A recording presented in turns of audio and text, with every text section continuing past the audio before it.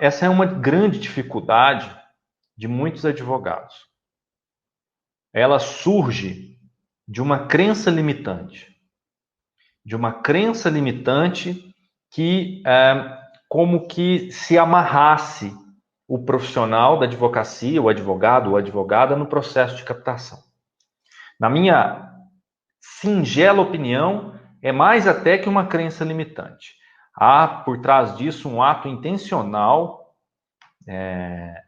de alguém que tem poder político, influência enfim, na indústria educacional e que não tem interesse, né, que os jovens advogados, os advogados do interior, os advogados, entre aspas, pequenos, que eles consigam acessar clientes e captar clientes.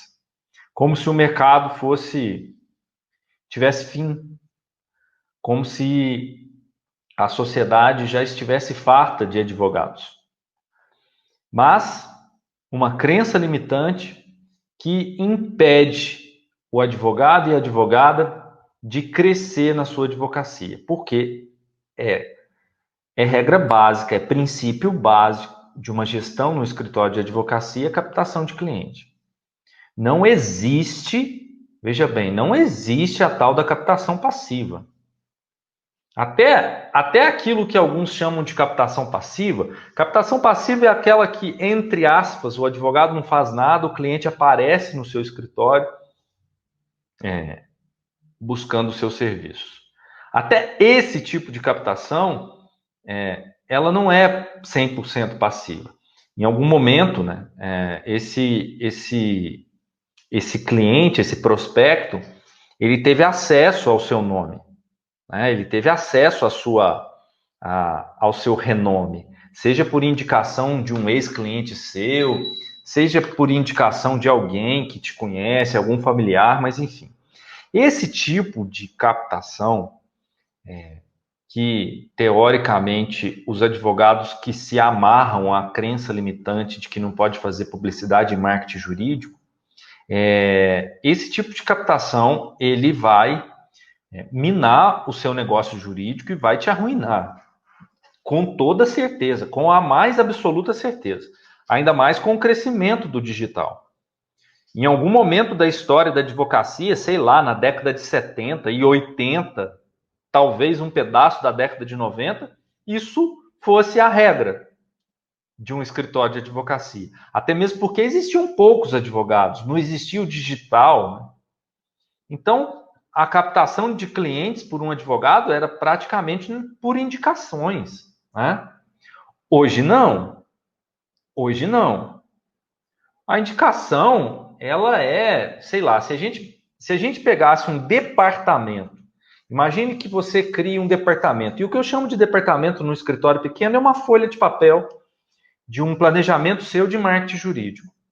Talvez, sei lá, se for muito, 5% do seu planejamento de captação seja esse, por indicação. Você não pode contar com mais de 5% de captação dentro do seu escritório vindo por indicação. Não é sustentável para o negócio. Não é sustentável. Lembre-se que a advocacia, o seu negócio, é para décadas. Não é para agora, nem para amanhã. É para décadas. Então, se você faz um planejamento ou não faz, imaginando que a captação, que os seus clientes virão por indicação, depois que você venha a ter resultados, você vai ter que ser muito forte para você resistir à advocacia. Você vai ter que ser um guerreiro, uma guerreira, para sustentar as grandes tempestades que vão te visitar. Lá na história dos três porquinhos, você está construindo uma casa de palha. Se a gente fosse trazer aqui para a simbologia infantil, né? O advogado e a advogada que faz uma captação de clientela ou que tem no seu escritório só uma captação de clientela baseado em indicação, ele está construindo uma casa de palha. A primeira tempestade séria que vier vai derrubar tudo, vai levar tudo. Então, vamos lá. Captação. que um advogado precisa? Qual que é o primeiro passo? Primeiro passo para um advogado ou uma advogada estabelecer o seu planejamento de captação. Primeiro passo. Bom, você precisa saber o que você tem para vender. Primeiro passo. Você precisa saber o que você tem para vender. Porque toda a comunicação, toda a conexão com seus prospectos vão partir desse princípio. O que você tem para vender? Parece uma regra boba e simples, mas a maioria dos advogados não faz corretamente esse passo. A maioria dos advogados e advogadas não faz esse passo, na verdade. Pula. Passa à frente. É como se você passasse em frente a um lugar e tivesse uma placa assim. Aqui se vendem coisas. Aí você olha, tenta identificar, não tem nenhuma outra sinalização que identifique o que está à venda. Bom, duas coisas vão acontecer. Pessoas que realmente pudessem comprar algo importante que está à venda ali dentro daquele local não vão se conectar com a mensagem e vão passar e vão embora. Por outro lado, pessoas que não têm nada a ver com o que tem ali dentro à venda vão entrar estimuladas pela curiosidade. Não tem autodomínio sobre a curiosidade e entra para saber o que tem. No escritório de advocacia, a gente conhece muito esse perfil de curioso. É a famosa curva de Rio. Vocês já ouviram a curva de Rio? Curva de Rio, né? O rio, ele tem curvas, né?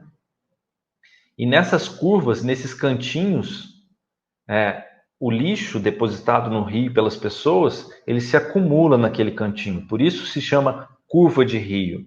Então ali fica o lixo, né? Escritório de advocacia que não tem... só mineiro, né? Essa é um caos, né, de Minas. Só advogado que não tem planejamento, que não tem uma mensagem direta e objetiva para o mercado, é que recebe curvas de rios.